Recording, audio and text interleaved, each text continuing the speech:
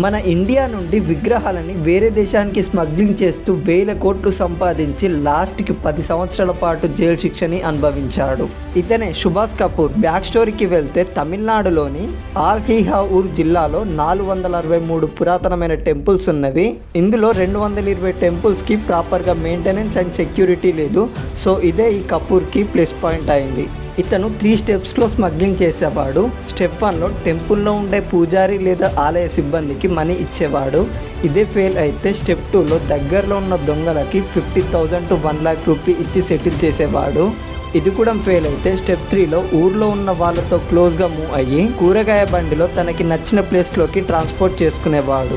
ఇలా స్మగ్లింగ్ చేస్తూ 2008లో శ్రీపురందంలో బృహరేశ్వర్ టెంపుల్లో 8 విగ్రహాలని, హలిహౌరు జిల్లా నుండి 19 విగ్రహాలని ఇలా చాలానే స్మగ్లింగ్ చేశాడు. లాస్ట్కి తమిళనాడు జైల్లో 10 సంవత్సరాల పాటు